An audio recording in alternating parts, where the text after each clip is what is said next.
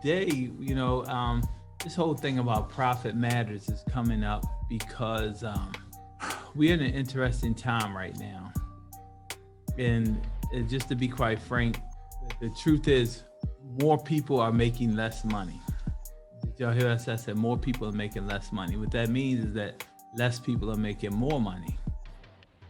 Our margins are shrinking, particularly in this business, in this industry. Our margins are shrinking, and we've got to take a look at things differently than what we have in the past, because it's a lot more important that we start looking at our bottom line differently. And I have some slides, and just to be mindful, these slides are just a baseline of the premise of the the context of the conversation, the premise of the conversation, and they're there as a guide.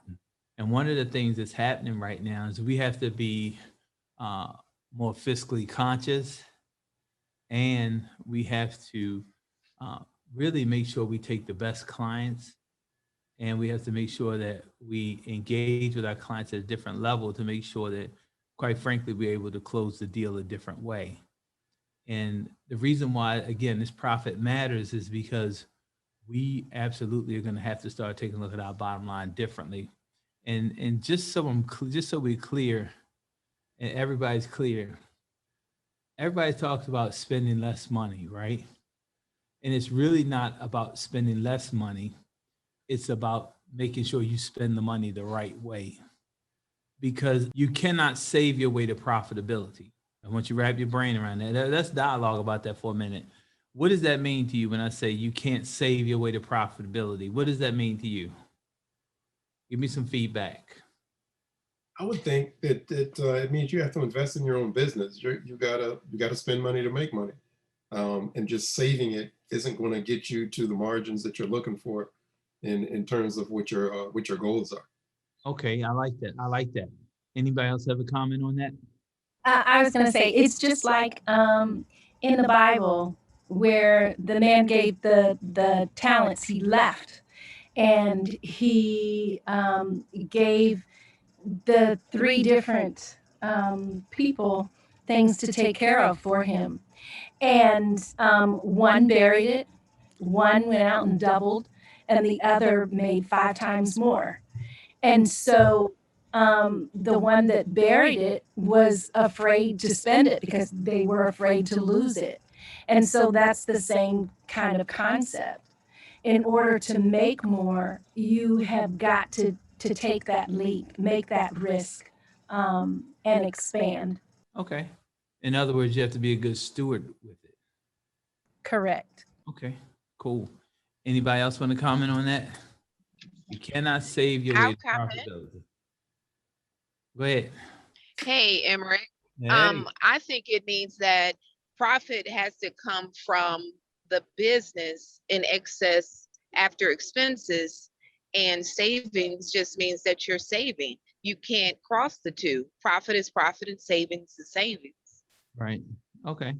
But so with that being said, can you not save more money to be more profitable? I'm going to say no. You can only profit by increasing your bottom line.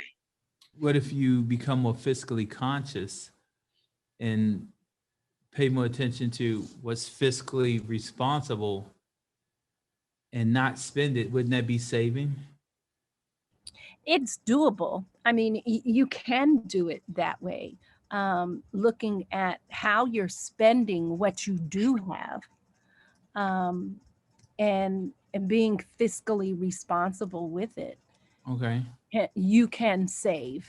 Okay. Along those lines. Okay. What else? Anybody else got any feedback on that? You cannot save your way to profitability. I think it's a little bit about investing also, because in order to save, you have to know how to save, and you have to know all the platforms and resources you have. And investing is one of those great resources you can do also that a lot of people kind of take for granted or don't take the time to learn and understand either. And one of those things is like investing in yourself to make profit for yourself. Okay. Don, here. I want you to know that you're right but. Okay. You know, you're right and the reason why I say you're right but, and let's take the but out. You're right and there's no but. Right, you're right and they are two different things.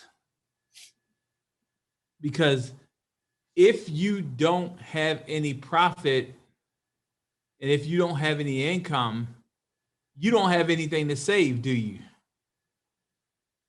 So they are two different things from that perspective. Profit is profit and saving is saving. And when you start from, and this is just the world according to Emerick, by the way, you don't have to agree with me. I appreciate if you like say something and let me know that I might be traveling down the wrong path. So in your attempt to save, sometimes we can save to the detriment of our success. Do y'all get what I'm saying? You can call it a savings. However, the savings is actually sending you backwards. So in your attempt to save, you can't recover from the losses of what you're saving is, I guess I could say, is forcing to happen. Does that register with you guys? Tell me, give me some feedback. I said that kind of a little differently because I said that on the fly. I really didn't think about that statement right there, but I just want to make sure that you guys are getting what I'm saying. And give me some feedback on what your thoughts are about that. Immediately, Emerick, what I'm thinking about is how are you actually defining savings? Because there's a part of me that looks at it like that's what you pay yourself. If you're the business owner, you're saving this as a result of profit that you gained, or are you taking some of that profit and reinvesting, investing in additional resources, investing in manpower, investing in marketing materials, et cetera. So I think for me, the line is a little blurred because I'm unclear as to how you're actually defining savings. When I'm talking about saving, I'm talking about cutting expenses or not spending money. That's the real premise. For the business or for the individual? For the business. This is a business conversation right now. David, you touch your microphone off. You were about to say something, then you try to like hide. I got you. Don't be trying to hide because you know I was coming to you because we talking money and profit. So you know I'm coming for you. So go ahead, give us your take. I'm curious. Yes, I wasn't here at the very beginning, but it sounded like I did catch on to what you guys were talking about. I was going to say something, but then the gentleman started. I didn't want to have my phone on open while he was talking. That's why I shut it back down. But sound like, I think you said it more than once, Emerick. You can't save your way, I guess, to success. You have to put money into the things that's going to allow you to increase your profitability. Right. Yep. So if you try to save that money, let's say I don't hire a office manager or assistant, I do all of that, I'm gonna say $15 an hour work, then basically I'm spending my time doing that $15 hour work, but I should be spending time on that $300, $1,000 an hour work. And so you really don't say, you might save with that, saving on that, not paying that assistant, but you didn't miss out on time. You could have spent doing that $1,000 work would give you a whole lot more income. Okay. That's kind of what I get from that statement you made about it. I like that. I like the way you think. Because that is the truth. So many times we make an attempt to cut expenses, but the question becomes, is it an expense or is it an investment? And that's where we have to really understand. Is it an expense or is it an investment?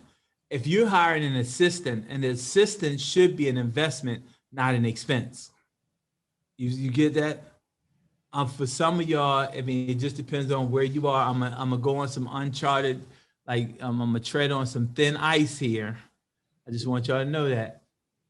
Some of you are real estate professionals, and you are a real estate professional and you decide that you want to go to a different company. This is the world according to Emerick. So you go to 100% real estate company because you want to save and keep more of your money instead of being with a particular broker that has a certain split or has a certain fee structure. And so many times what happens to people in that situation, no, you're not paying the broker additional money. However, you're not getting the additional support that you could be getting to make more money. And what I find a lot of times is those 100% companies, and you can take a look at the roles, because I've taken a look at it all the time. The people at those companies make less money. And the challenge with them making less money is that they don't even have the ability, I shouldn't say they don't have the ability, they don't have the required support to figure out why they're not making more money. Because if you're paying the broker zero, what's the broker's responsibility to help you grow your business? Zero. That's the way I look at it. And the other part of that is so many times, particularly in this business, we are making our best attempt not to spend extra money in the support from a brokerage, right? And so we think we're going to save money because it reduces our expenses. I want you guys to wrap your brain around this. And this is something that we got to be really careful of in this industry. When we go to sell a house, right, we're looking to collect the maximum amount of commission that we can collect. True or false? True. Right? Now, conversely, we're looking to pay the least amount of money to operate our business, i.e. paying a broker. So in one case, we want to take money from one place and say, I don't want to pay these people all this money. Right. But it's fair. And then on the other side, we're going to our business and say, but I want you to pay me more money. Do you believe that we might be finding ourselves in a conflict somewhere? Yep. Come on, spit it out. Let's talk about it. Because this is real. Hey, Emerick, it's Roderick. How you doing? Hey. So I think, we find ourselves in a major conflict, and I want to go to this place as a follow-up, as a piggyback on what you just said. Okay. And you're right. So licensee will leave one firm at 70-30, and they go to 100%, and like you said, they don't have the support. And what I've educated folks about in this industry over the past 10 years is that if you go there and you get 100% on paper, let's just talk about the biggest guy who cuts into your check when it's delivered in the hand. It ain't your wife, it ain't your mother, it ain't your father, it's your uncle. And so you got to pay the tax anyway. And so when you talk about it at a high level, I mean, right. So many folks, they miss that. And so what happens if you don't pay your uncle in the first 36 months, then he comes and get principal plus some interest. And so what we have to do and have a conversation around is how you structure your business if you're a business professional so that you could be profitable at the end. And so I just kind of wanted to lead off. I like that. I had that conversation with a guy a few earlier this week, and so it's like really on top of my head. But one of the things I want to talk about, well, I like to say this here. So when you asked about can you save your way to profitability, and right. we closed out on that. But one of the things that's important for us in this business, and you said it about a month ago, is one, are you buying what you're selling? And so that's important. So then you're not in this quagmire about profitability, because if you're buying what you're selling, you should, and you know your numbers, you should be making your number automatically. And we teach that at a high level at KW, and you're aware of that. But one of the things that I learned from a mentor 15 years ago here in Philadelphia is this, and I like to share it. Is this here? So we earn a living selling real estate. Mm-hmm. You generate wealth for yourself buying it. So it's important that if you come into this business with the right set of skills, and you grow it and you think profitability, it's important to know that you got to buy the stuff and not sell as much as you can, because at the end of the day, you're a salary employee. You make a living, selling it. You create wealth for yourself buying it. So I just kind of wanted to share that with the team here. Thanks, Emerick. No, I like that. And so we got to take a look at this thing all kinds of ways. Because at the end of the day, profit matters. Yes. And then we have to figure out, which is difficult sometimes, what's an expense and what's an investment. And I brought up that, just so we're clear, I brought up that 100% conversation because I've always been a huge advocate to understand that, because I've been at a 100% company and then I've been at a split company. And what I understood was that at the 100% company, I got 100% of everything that I decided to create for myself, because I could not expect anything from the brokerage, because it's just the law of reciprocity in business. You can't expect a service that you're not paying for. Does that make sense? And so we got to get away from that whole thought process that I'm going to save my way to profitability. And the truth is, even when we start talking about 100%, any 100% model, there's no such thing as 100% commission. No such thing. You're going to have expenses no matter what. So there's no such thing as 100%. The question becomes, what's the value? Is it an investment or is it an expense?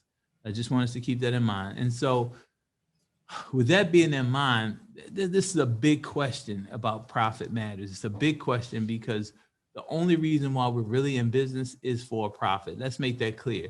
In this conversation about profit matters, why does profit matter to you? In business, why does profit matter? Why does profit matter to you in business? Profit matters because that's the reason that we're in business, to be profitable. Okay. Otherwise, we could just have hobbies. I don't know where that came from, right? That's in one of my slides, right? If you're not making money, then why are you in business? And that's the question for a lot of us. But what's the other reason why profit matters to you in business? Nothing like putting people on the spot. Well, profit is a measure. That's a lag measure of how well your business is doing or not doing. So and just so you know, Karen put a really great comment in the chat. She says that the thing about whether you have a business or a hobby, she said it came from the IRS. If you are not making money, it is a hobby. You can't deduct expenses for your hobby. Right. That's a really good point. Okay, I like that. But the point is that from the context of what we're talking about, money and profit are synonymous terms in this case. After all expenses, after all overhead, profit is what you take home. So when we talk about this, profit is the most important number in your business. And without profit, you don't even have a business. Pat said it. She said, you have a hobby. And right, businesses that make profits, stay open. Businesses with no profit eventually shut down. So exactly what is profit? And that's our conversation that we're going to have is, what is profit? And we got to take a look at this in all kinds of ways. And so, it's not sales, right? And so what happens is many people confuse profit with sales and revenue, and they're drastically two different things. Like money, just what Pat was saying, that you collect from the customers, provide the services, is considered the sales. The profit is what's left over, after all the expenses. So if you got $10,000, but you spent $9,900 to do it, things aren't going well and profit is low. So when we started to have this conversation, a lot of times, we do this in real estate all the time, right? We look at all these people, and I'm pretty sure in your industry, David, they do it all the time. You talk about all these people with these big sales numbers. I'm a $50 million producer. I'm a $100 million producer. it really, it don't mean a damn how much you sell. What it really matters is what happens after the sale, right? Because when you start, you could be, and it happens all the time. I want real estate people on this call to really understand that a lot of people who have $1 million sales business and they only net $100,000 after they sell $1 million worth of real estate, after they have $1 million in gross commission income. And so we got to be really careful. Like a lot of times we say, well, I want my business to look like this. I want to have $20 million. I want to have $30 million. All of that's great, fine and dandy. But the real question comes back to is the money that you're spending to get that 10, 20, 30, 40, $100 million in sales, is it an expense or is it an investment? That's the question. And that's a huge question, particularly in our business, because a lot of times we have things that may be an expense and they may not necessarily be an investment. And that's the reason why sometimes when we get in session classes, they say, well, for every dollar you spend, you should have a 3x return or 4x return. So if you spend $1, you should be making $3 or $4. So if I spend 10, I want to make 30. If I spend 10, I want to make 40. At the end of the day, you have to set that parameter before you spend the money, not while you're spending the money. You can't do it while you're spending the money, because if you do it while you're spending the money, you'll lose perspective on why you are spending the money, and more importantly, how you're spending the money, because you're not accurately assessing whether this is an expense or an investment. Food for thought. Give me some feedback, gang. This is real here. Now, you talk about profit. You got to make any business you have, you got to make a profit. You got to have, at some point in time, you're going to retire. Right. If you spend all you get and don't set nothing aside for retirement, what are you going to have when you retire? How are you going to live? So and you got to have something for retirement and family. Because Social Security. Well, Social Security, you know what they pay a month? They don't pay enough to feed a dog. So what I'm saying. Why I'm worried about my family? Because you want to, it's called generational wealth. Oh, do we have to do that? We have to leave something for somebody else? Others I got mine, they got theirs to get. No, others do. So they don't look like us. So they're ahead of the game. But okay. going back for, like you talk about profit. Okay. Okay. You're not going to get rich buying and selling real estate. It's not going to happen, friend. You need to invest. Buying and selling, you mean selling real estate, right? Well, just selling somebody else's real estate, not yours. Okay, all right. Okay, that's somebody else's. Buying and selling somebody else's, you ain't gonna get rich. Okay. You need to buy something for yourself. Now just think about it. The average house in Maryland, I think rent would probably, we get a little more for one. I know one that I got down in Randall, I get about $2,500 a month, and that's 3 bedrooms, 2 baths. Okay. Let's say you get $2,000 a month, and you got 10 of those paid for. How much is that? Do the numbers. You're a number man. You got 10 houses. That's $20,000 a month. A month. Could you live off of that? I might could. I don't know if I can keep my koi pond up. Yeah. So, but I'm just saying. Absolutely. I can live off of that, Toddy. I can live off of that. So if you're buying and selling somebody else's stuff, and you just say you tear off $20,000 a year, you could buy a house a year, right? Right. And tuck it aside and buy something else, rent it out, and let the value of it go up. So you would have something. You wouldn't have to wait on the man or Social Security, right?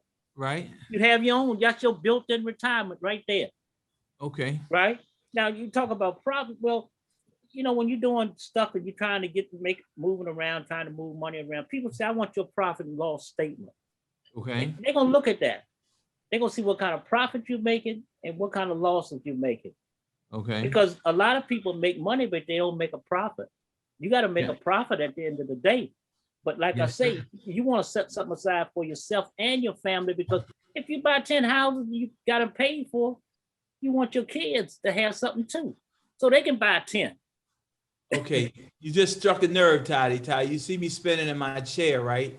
Go right on. And the nerve that you struck, right, And so sometimes we get tricked, and we've been tricked a lot in the past couple years. Yeah, past 300 years. But no, I mean, we getting tricked a little differently, and there's this conversation going on about people not paying taxes and paying as little taxes as possible. I get it. Yes, I get it. You want to pay as little tax as possible. The challenge is that, no offense to anybody, there's a tax strategy for people with means, and there's a tax strategy for people without means. The challenge is that the people's tax strategy without as many means, they try to use the same tax strategy as the person with a lot of means. Now, what I'm saying is this, Ty, and this is everybody. You run a business, and then you take as many write-offs as you can, and you say, well, I'm gonna take all these write-offs so I don't have to pay no taxes to the government. The truth is, most of us don't have enough resources so that we can operate a cash lifestyle, so that we can invest more money to create more income streams. So a lot of times a lot of people can't buy real estate, right? Because they write too much off on their property taxes. So they have to get a loan. So tell me how this works. I mean, not their property tax, their income taxes. If you are looking to buy investment properties, okay, on your tax return, your tax returns only show that you make $10,000 a year. You only got $10,000 in the bank, and you only make $10,000 in a year. However, you want somebody to give you a loan for a $200,000 property. okay. How does that work? How does that work? Well, what you'd have to do, and most of us don't get into it, you'd have to get into what we call creative financing. Okay. Creative financing means that you don't go to a bank and use traditional means to borrow money to buy a house. It's called seller financing. Okay. That's available. I'll show you one day how to go in the MLS and pull that up, because you don't think you can do it. But that's one way to do it. But there are other ways. You could go on Craigslist. There are people that want to sell property. Say, well, why would they sell a property to me and rather than just let somebody else buy it? Because they want to get a nice interest rate every month. So instead of getting nothing at the bank, they may sell it to you for 5% interest rate. But you've accomplished your goal. That's one way to do it. The other way that you could do it, it's called, and you'll see this when the market dip a little bit. It's still creative financing. People are going to be buying properties, what they call subject to the existing mortgage. You don't need to qualify for a loan. That's still creative financing. It's not illegal. You can buy houses under land. You got to think outside the box. Don't think about the bank getting it traditionally that way. You got to do it the other way. How in the world could you have 25 or 30 houses if you had to qualify for them? So, but there was a way that you did it. I know. I mean, I did the same thing. So let me put this a different way, Ty, because we going to a different level with this conversation. I'm just telling people how they can buy a house without using traditional banks. I get it, but you know it's legal. It's legal, but here's the reality though. Most people don't want or can't find properties that are in that situation. They're there, but they don't and won't find those properties. And they sometimes even people who are real estate professionals that are looking to buy their own personal house. Okay. My point being is that we have to be careful in this whole conversation about income and profit, because at some point in time you have to be worth something on paper. You gotta to show that you have a profitable business and that you have an income stream that's coming in. And when you can do that, it allows you all kinds of flexibility and all kinds of choices. And the reason why profit matters is because if you're doing something special where it requires that you show a P&L, profit and loss, right? And if you had to do a profit and loss, and your profit and loss shows that you're not making any money and you're not profitable and you're only showing losses, that deems you as not being a credit worthy or a viable business for somebody else to do business with. And I know I'm going a little deeper, but That's the reason why profit matters. And we have to show our profit. We have to be able to show our profit on paper, which is critical. And that's the reason why profit matters. I'm saying this because so many of us try to write off everything on our taxes so that we don't pay taxes. By the same token, we're not showing that we're worth anything on paper, and we don't have enough money saved up and assets to show that we have anything on paper. And consequently, that prevents us from a lot of times going to the next level financially or in business to be a valuable option to either borrow money, to leverage money, or to even be a great business partner.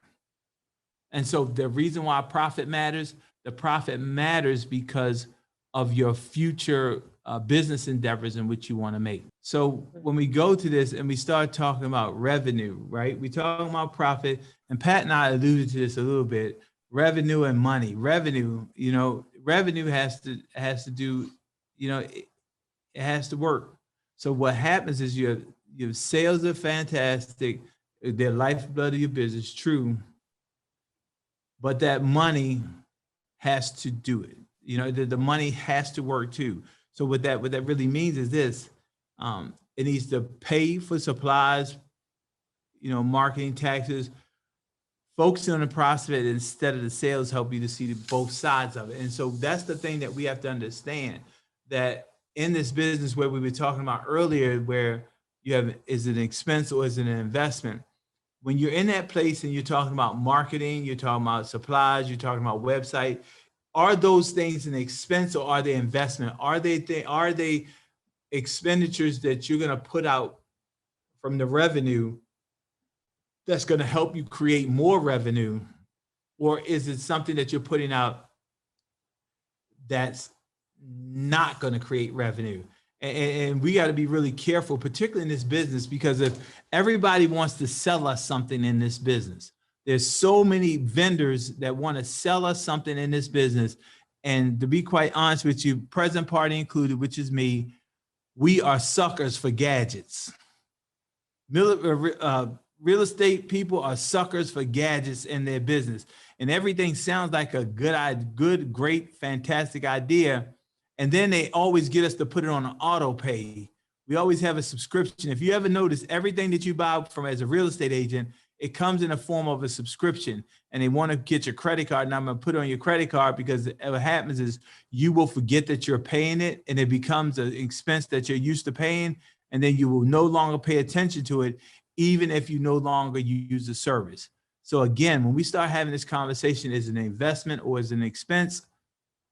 We got to take a look at all of these items. You can start working on growing your sales and cutting your costs so that you can take more money home. So there's a difference. Again, growing your sales is the key to having a profitable business. It's not cutting your costs, because at the end of the day, let's be real, for most of us, if you're making enough money, we don't even really pay attention to the expenses. Is that true, David? Yes, that is true though. When you make more money, you just don't worry about it. Because you got the money, and so you tend to spend more money, to tell you the truth. I know that for a fact, because I've done it. And I probably still do it. We've all been guilty in that space of doing it that way. And the truth is, for some of y'all have been in the real estate business, like in 2005, 2006, when we had the real estate boom, we was all going out to lunch, spending $150, $200 on lunch, talking about, oh, y'all don't worry about it, I got this today.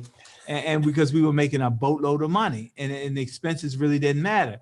Fast forward to 2010, and half of us got out of business because we didn't have any money, because we were profitable earlier and we did not manage our expenses the right way. Consequently, when the market flipped, we did not have the income and the disposable money to make our business work, and we were out of business. And we're going to talk about that in a second too.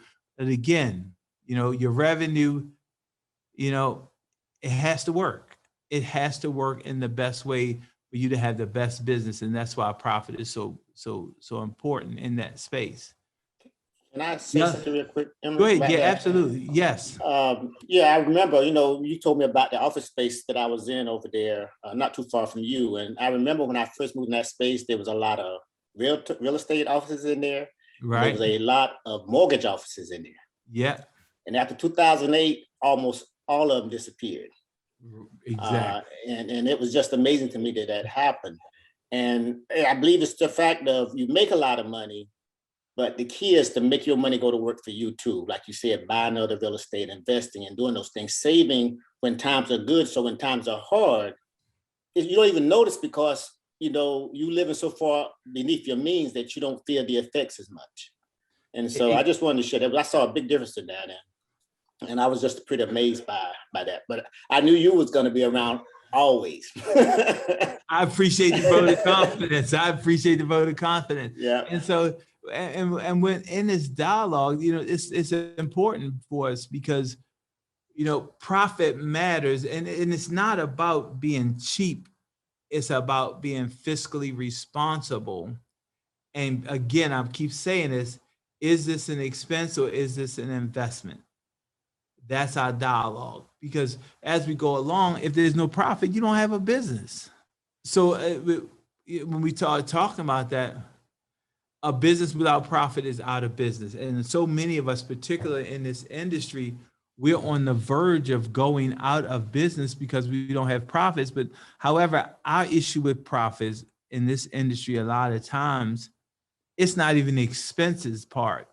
A lot of us from our profit is our lack of interest, ability, willingness to lead generate. We just will not lead generate at the level required to increase our sales, which ultimately increases our profitability. And that's nowhere on this slide, but that's the truth. And so the best way to increase your profit is to increase your sales. The best way to increase your profit is to increase your business. And so in that space, particularly for us as professionals, real estate professionals, financial professionals, we're in the lead generation business, gang. And the best way to affect your profit is to lead generate, is to have an abundance of clients. If you don't have an abundance of clients, then the truth is you will do whatever it takes to procure a client. And sometimes we've all had this client that we have, and it is our only client. And since it is our only client, we will do whatever we have to do to appease that client to make our best attempt to get that sale for that client.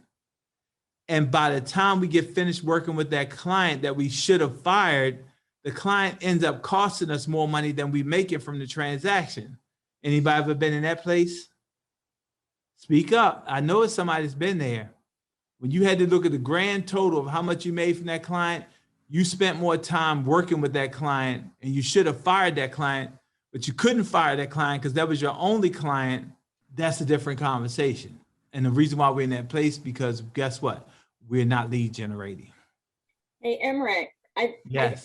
Just for clarification, increased sales doesn't equal increased profits. See, you just get on and just start messing up stuff now. It does not. We see it all the time, especially in real estate. We see it all the time with real estate professionals. Mm-hmm. People are funding, they're taking the money, the revenue, they're taking it and they're funding a lifestyle, not a legacy. Right. So we know we have examples of people that have huge sales, and it doesn't equate to profit. No, it doesn't. And we talked about this a couple of slides ago, where we have people who have $1 million businesses, but however, their expenses are so high, their profit, they only take home $100,000. That's absolutely true. Conversely, if you only have 3 sales, the way for you to get the profitability is to create more sales so that you can have an increase in your business. And so what I'm saying when I say that is this: the best way to increase profitability is to increase sales. That's the conversation. The best way to increase profitability is to increase sales. If you don't increase your business, right, you can't increase profitability because you don't have anything there. Now, once we increase our sales and we have 10 sales and we're generating $100,000 and we're only spending $20,000, now that means that we're profiting $80,000. And now that makes us puts us in a better position to make a different investment. That's why profit matters, because that $80,000 profit gives you the leverage to be able to make other financial decisions that will increase your business portfolio. It'll increase your investment opportunity. It increases your flexibility. And I say this all the time, you know, money's not everything, but next to air, it's a close second, right? It's a close second. And if you don't believe me, try living without it. And that money that we're talking about is the profit. So you increase your sales, you increase the probability of your profit as long as you manage your expenses. It gives you other options to do other things with your life. So with that being said, without these things, right, you know, you'll be out of business pretty quick. Profit is vital, period. And again, the best way to increase profit is to increase sales. The best way to increase sales is to lead generate. And that's where we have to have a bigger focus as us as professionals, is to make sure that we lead generate at a higher level with more intensity. Because the truth is, you're not in the real estate business, you're not in the financial services industry, you are in the lead generation business, period. And if you don't lead generate for business, you're going to be out of business. Taking this in at our last place, what you take home matters. And that's key, because at the end of the day, you're in business to make money. You've got to support your family, and that's what matters, right? And so this is one of the things that I start saying to people, right? And wrap your brain around this. If you refuse to lead generate, if you refuse to grow your sales, if you refuse to grow your business, if you refuse to grow your profits because you won't lead generate and create more sales, and I'm going to say this directly, and I'm looking at you because you're looking at me, you are cheating your family. You're cheating your significant other, your wife, your husband, your kids, your mother, your cousin that want to borrow $100. You're cheating everybody in your family because you refuse to lead generate to make more money and to increase your profits. And if you notice on this slide, it says you need to support your family. That's just not your immediate family, because you know your cousin Ray Ray gonna borrow $100. You know your auntie gonna borrow $50. Your family. Again, just food for thought. The other thing is you have an obligation to your family that supersedes everything else. You have an obligation to everybody around you that counts on you, that supersedes everybody else and everything else. Because again, in that space, profit matters, right? You never feel guilty about making a profit, because guess what? You're not just making a profit, you're providing a service and changing lives.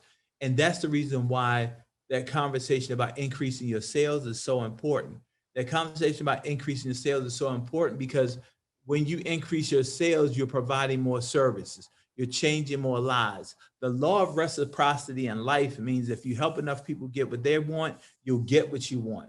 And if you want to have more profit, you want to have a better business, you have to be able to provide more services. You have to be able to change more lives, which ultimately equates to more sales.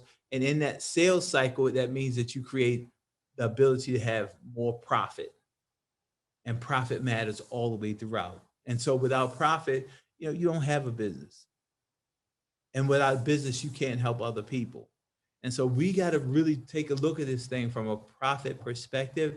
And we have to just go through, and to be truthful, we just have to go through our bank accounts. We have to go through our debit cards. We have to go through our credit cards. And we just have to just look at the money that we make, i.e. the revenue. And then we have to go through our bank statement. We have to go through our credit card. We have statements. We have to go through all of our statements and say, is this an expense or is this an investment?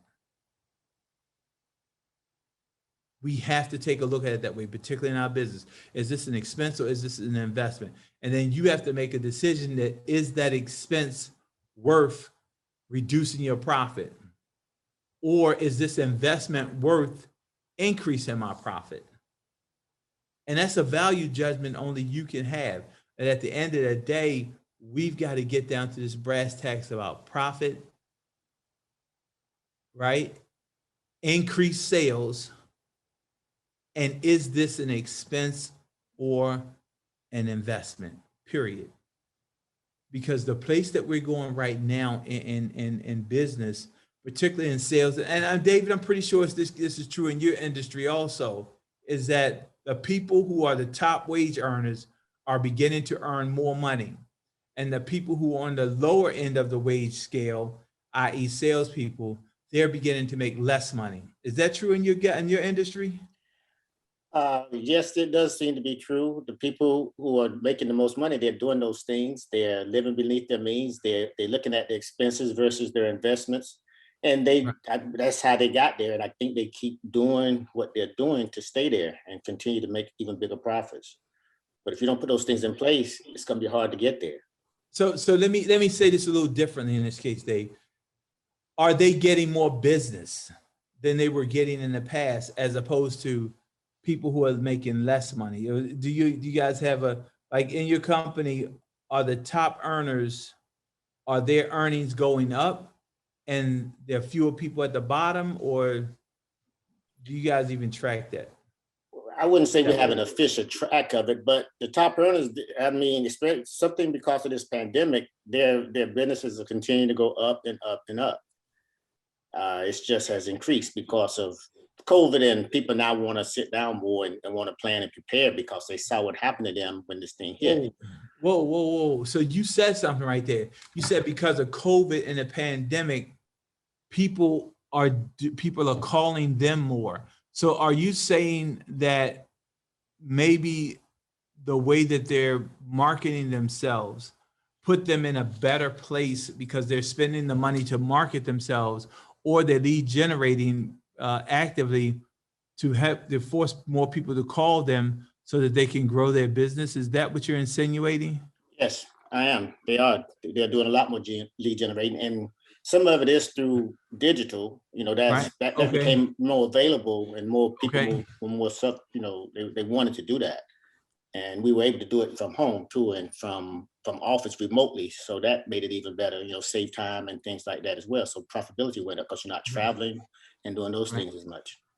So, David, you're in the financial services industry, correct? Yes. Okay. What does that have to do with the real estate folks? What does that have to do with real estate folks? I think the concepts that you talk about, all of those things are the same. Whoa. How can they be the same when we're in different industries? Concepts are concepts. They don't change. So you're saying business is business? Yes, it might be some different aspects, but profitability is profitability. Right. And when I mentioned earlier that, you know, there's some of the real estate offices closed and some of the mortgage offices closed, I just want to clarify, some of the financial offices closed at that time too. Because a lot of those people were making good money, but they were living up to their means or past their means as well, and they weren't managing their business correctly. So I just wanted to share that. So the revenue was there, and so were the expenses. Exactly. So go ahead. And it goes back a little bit to what Pat is saying. Okay, profitability to me, if you increase sales, your profits are all going to increase. It does go hand in hand. But the question is, what do you do with the profit? Right. I mean, do you spend it for lifestyle? Do you spend it on your business, you know, and those things that help it to grow more money and grow more? So that's the key to it. So are you saying it's not how much you make, it's how much you spend? And then ultimately how much you take home? It's how much you make and how much you spend. If you make it and then make more and spend more, you're in the same boat. Right, because you're not taking it home. Right, exactly. Okay. And if you're taking it, like Pat was saying, and spend it on yourself, then you still, it's a profit, but you're just spending it probably on some things that you probably shouldn't spend it on. Want versus need versus expenses and investments, same kind of thing when it's personal. Right. Does that make sense? And it does. And Vera made a comment. Vera said, I work harder for the same amount of money per hour, and I still haven't made any more money. What do you mean by that, Vera? When I read that, I figured she was talking about a job, but I don't know. Right. I'm not sure where she is, but and I get it. Like, and part of that sometimes is that we may have to invest in ourselves a little differently. So we got to figure out what's the skill set that we can gain to get us out of that mode, so that we're working the same amount of clients in less time, which increases our per dollar per hour yield. We just got to figure out how to do something a little bit differently. And again, that comes back to either us being willing to invest differently in our business, or in us be willing to invest in a change in the way that we do business, or the people who we attract in business. That's the other thing. That's the other thing about us and our clients and how we deal with people. I just want everybody to know is that we attract certain types of people. We attract certain types of client, and we can lead generate, and we can source ourselves for different clients in different places, and it will work. But however, by the same token, if we don't change our attitude in the way that we do things, we will still attract a certain type of clientele. Feedback on that, Roderick? Yeah, and I agree with that. And that could come from a variety of different reasons. But I think as a business person, we have to know our strengths and weaknesses. And so, and I'll go with me specifically. So I made my bones in this business as an REO broker, selling a ton of properties for Fannie, HUD, things like that. So I've since moved to commercial. I only want to touch commercial assets and a particular price range and a particular neighborhood. And so I still attract those REO investors who want to, the guys who want me to make them $50,000 in profit and don't want to pay me a full commission.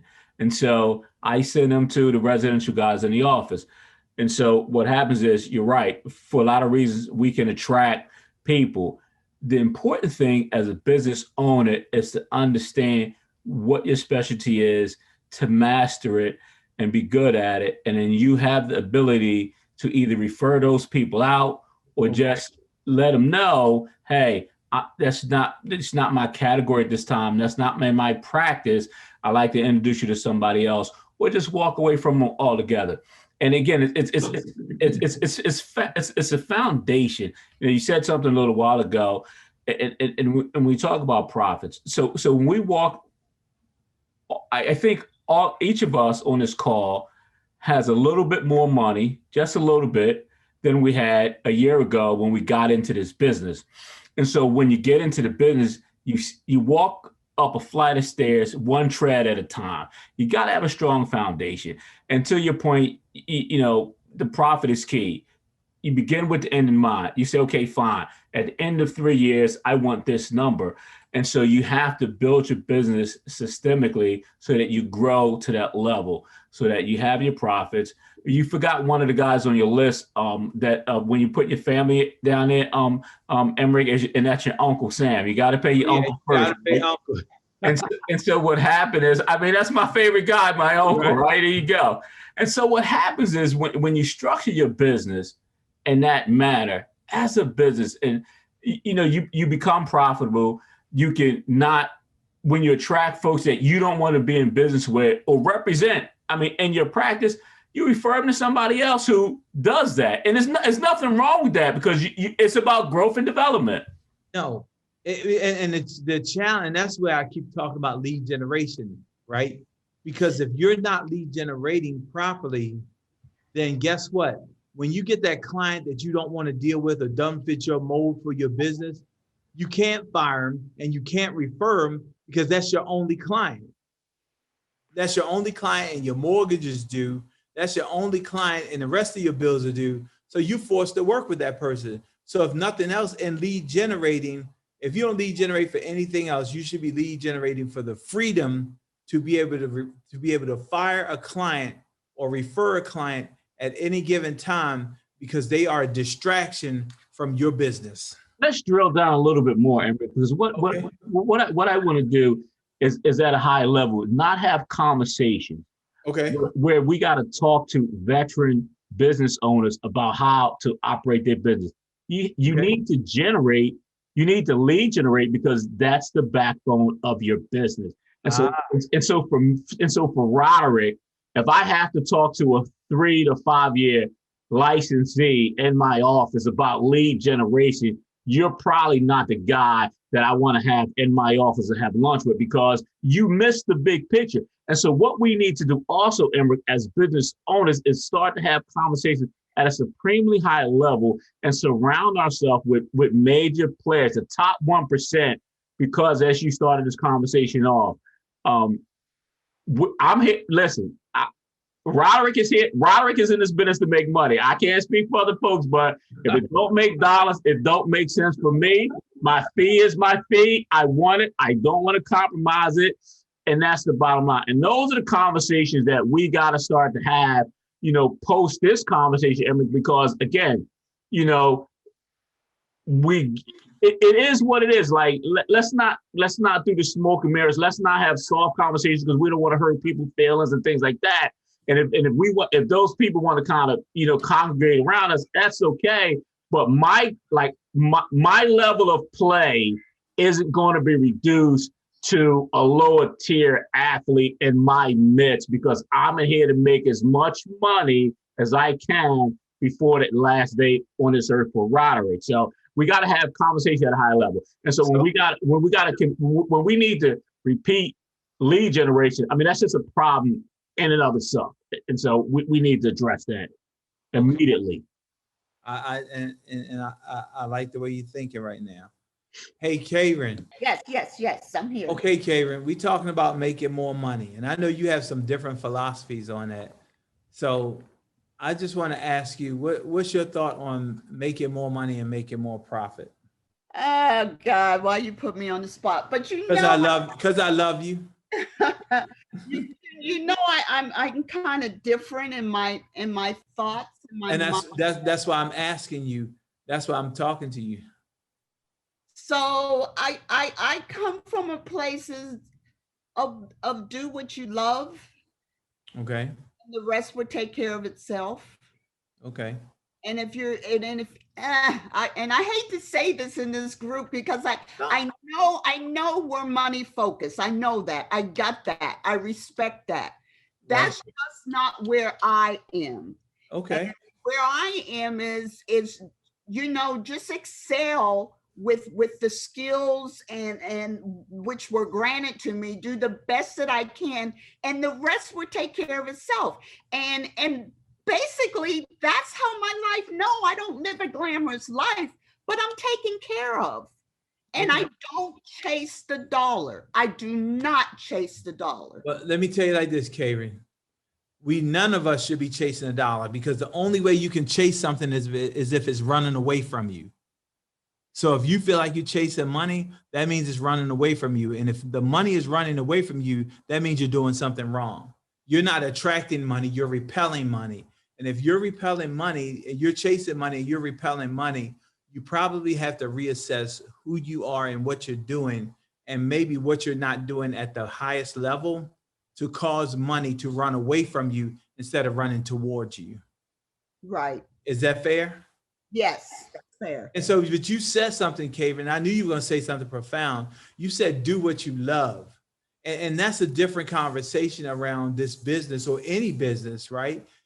Because if you're in this business, real estate, financial services, whatever, and you don't love what you're doing, you're never going to make as much money as you could make.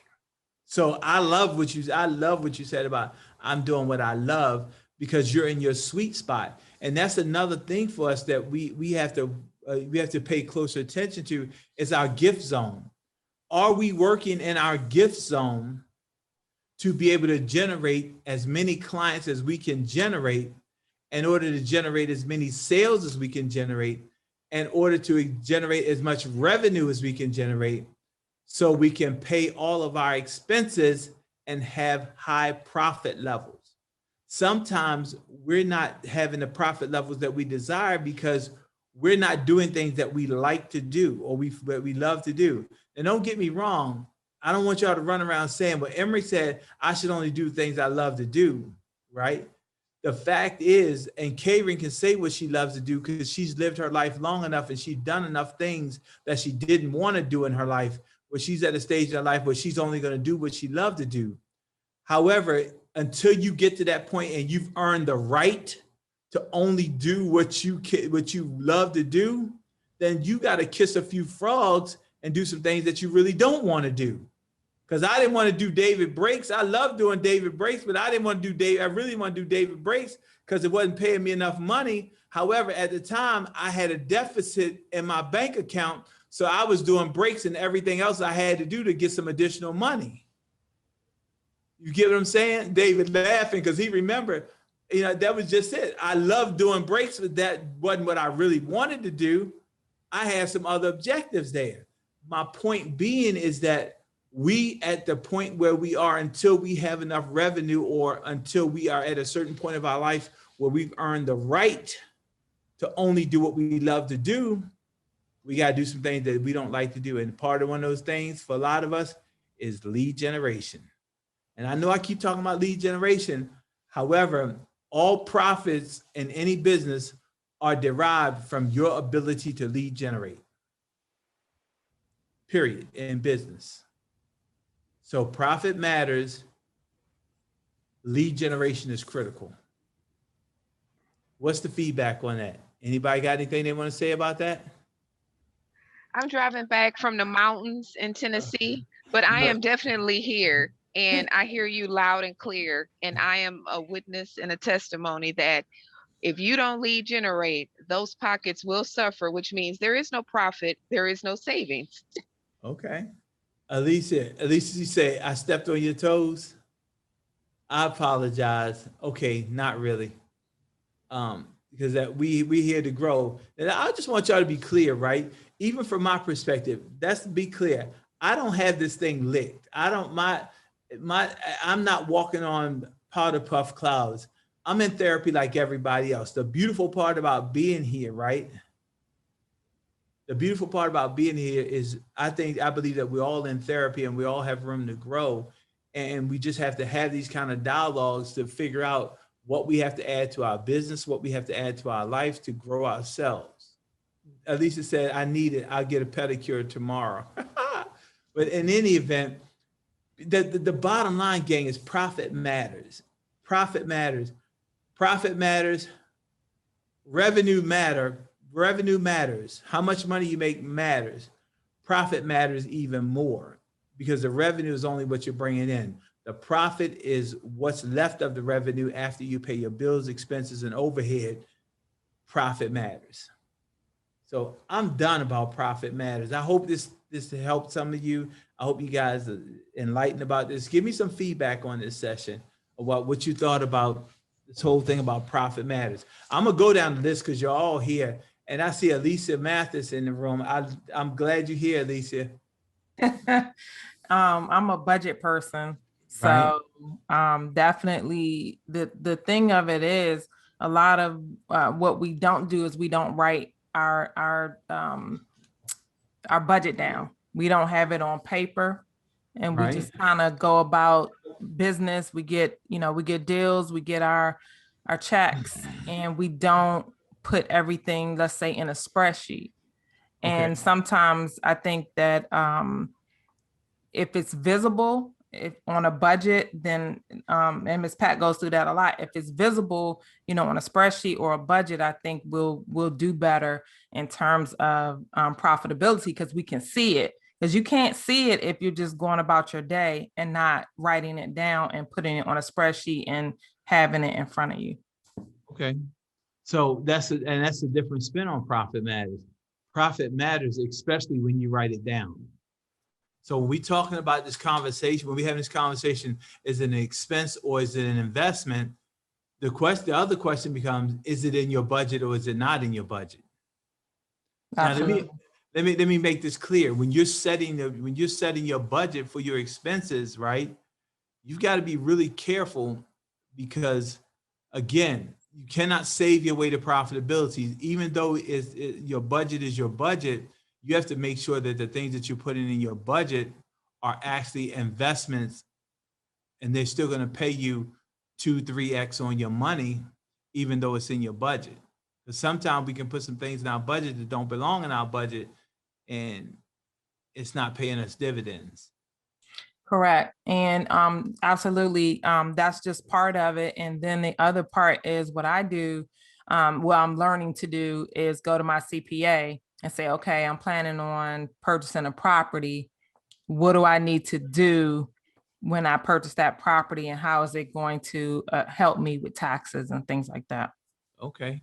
So what you're saying in that profit matters is you're saying that when you're talking about expense versus investment, are you getting proper advice from your CPA or from your financial advisor on what is an actual expense or what's an investment, and how does it help you in your wealth strategy? Correct. Because I could purchase something and maybe I didn't purchase it the correct way. And then I end up losing, it's that tax year. I like that. I'm going down the list. I'm getting feedback from you guys, so be ready. Miss Wallace, how are you? I actually just did a thing where I actually went back into my business plan just to make sure that I'm on target, since we're in a new quarter, to make sure that I reach my goals for this year. Okay. So again, are you saying we have to pay attention to our budgets? We have to pay attention to our expenses mid-year or every quarter just to make sure that we're where we're supposed to be? I humbly suggest we look at it quarterly, because the way that the market is shifting back now, I don't know in your market, but in mine, I'm starting to see more properties coming back on the market for financing following through and appraisal gaps and things like that. So we just have to check in just to make sure that we're on track. And if, like you said, we have to lead generate more opposed to, taking on more new buyers opposed to focus on listings, that's why we just need to just to check in on that business plan and make sure that we're on target. Okay, beautiful. Vonda, are you available? I am. Good afternoon, everyone. Hey, ma'am. Profit matters to you, how? So I've gotten a few ahas out of this conversation. Okay. So yes, profit does matter, but what is an aha for me is determining what is considered an expense versus what I'm considering to be an investment. Okay.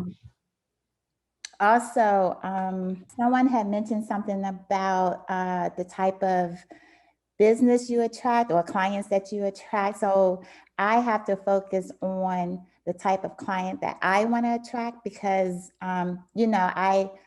I have been attracting buyers, but I have been attracting buyers that aren't really ready to purchase real estate. So I find myself like in the nurturing phase with them, but that takes a long time. And I just feel like, my time is more valuable than that. And I need to make profit sooner than later. Okay. But then another thing is budget. I don't have a budget written down. So I know that, that is something that I need to do. Because if it isn't written down, it doesn't exist. And so I need to write down a budget and make sure that I stay within the parameters of my budget, so that in the end, I am making a profit. But another aha thing was the taxes. So yes, I've been hearing that, or I have heard in the past, that I should kind of write off everything as an expense or as a loss. But Emerick, what you said earlier about, if you do that, you don't necessarily show that you have value Right. And so I need to shift my mindset to, again, really classify what's an expense versus what is an investment. Let me say, I'm gonna give you guys, and I'm gonna be transparent on this one, right? And again, I'm in therapy like everybody else. So here's what I want you to just think about. If you run a business and everything is an expense, and at the end of the year, everybody says your objective is to pay Uncle Sam as little as possible. I get it. There's no issue with that. That's a great strategy. The question is, for your life goals, what are your life goals? Are your life goals to purchase more assets? Are your life goals to purchase another business? Is your life goal to grow your wealth in a certain direction? If the answer is yes, then you're going to have to show somebody that you have some value on paper. Either your value on paper is going to show up as income, or your value on paper is going to show up as assets. If you don't have the assets, then you have to show your value in income. You get what I'm saying? Because somebody's looking to see how much you're worth, and if you're worthy, whether it be credit worthy or business worthy, and that you have some assets for them to want to do business with you. And if you write off everything, and think about this for you real estate agent, your client says they want to buy a $500,000 house. They only make $10,000 a year on paper. However, in their bank account, they show $40,000. Can they buy a $500,000 house? The answer is no. So we tell our clients to show some worth so they can purchase assets. And by the same token, we do the same thing and write off all these things on taxes. And we don't have enough assets to do the things that we want to do. You can't have it on both ends. You just can't. So if you're not going to show income, then you damn well better be saving a whole bunch of money to show assets. You can't not show income and not have assets either. That's a recipe to stay in a place where wealth is not going to be your friend, and you will not meet the wealth provider for the rest of your life. Does that make sense? Yeah, it does. Emerick, I just want to share this piece of information here. Okay. We talk about our favorite, avoiding our favorite uncle as often as long as we can. Right. So like the lady just said, sometimes you just get bad information about not paying. When you talk about profit matters and creating wealth for yourself, let's have a strong year where we pay a maximum tax level that we can, so that we can buy a very profitable investment property, and then shelter the tax liability going forward with maybe a 1031 exchange. And so this way you defer it out and you continue to grow your business and grow your wealth that way. So there are, and David could probably speak to this better than I am. I am not an accountant, but I know the 1031 vehicle. But again, that's a profitable way for real licensees and real estate agents to, defer the tax liability with a 1031 exchange. And so it's just about knowing your business, having a sit down with a talented guy like David McMillan and say, hey, David, here's what I want to do. Here's what I got. Here's what I have. How do I structure this process so that I'm profitable and I reduce that liability as low as I can? So it's just about, knowing and doing better for yourself. And so with that being said, good advice doesn't cost you, it pays you. And that's the same thing with our clients. That's what our clients pay us for. Our clients pay us to be problem solvers. So in this conversation about profit matters, find yourself a problem solver, a financial problem solver that can give you the best advice on how to look at tax structures, how to set a budget, how to analyze, is this an investment or is this an expense? I hope this was a great session for everybody. I hope you got something out of it. I heard a whole lot of ahas, and I trust that you guys really got something out of this, because I sure did. And I love when we have opposing opinions. And Ms. Long definitely brought something out where she was talking about money and profit are not the same. It's just, we got to take a look at it. Thank you, everybody.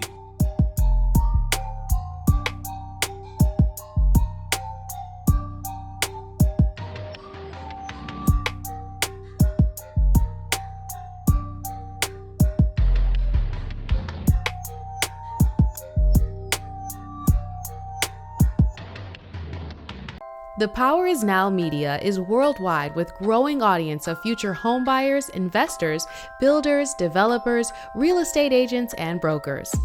The Power is Now Media is well positioned to increase awareness and produce results for our growing roster of advertising partners. An advertisement on any of our platforms is the right step toward reaching and communicating key brand messages to a targeted network of individuals, families, and communities interested in housing. Our content areas include feature stories and profiles on successful real estate agents, business owners, government, and community leaders. The Power is Now magazines are the leading resource for real estate agents, mortgage bankers, entrepreneurs, and small home ownership businesses, providing leaders with business strategy information, resources, and tools through PIN, real estate, and programming guide magazines. Stay up to the minute with real estate and mortgage news and information from industry experts. VIP agents are able to feature listings each week. The Power is Now TV radio podcast features weekly shows that include Homebuyers Town Hall, Real Estate Roundtable, VIP Agent Spotlight, and so much more. Each week, VIP agents have opportunities to be featured guests on the shows. VIP agents can discuss and showcase houses, neighborhoods, and provide brief introductions. The interviews are unlimited 10 to 15 minutes on each current listing. This product alone separates you from your competition. The Power is Now delivers to you market update interview to promote listing weekly, promotional biographical video, co-host a bi-monthly Homebuyers Town Hall show, featured subject matter expert on Real Estate Roundtable show. The Power is Now program guide e-magazine. The Power is Now national e-magazine, article writing and blogging, social media content customization, inclusion and press releases, graphic design services, business and performance coaching, technology support, referrals, lead generation opportunities, and management support.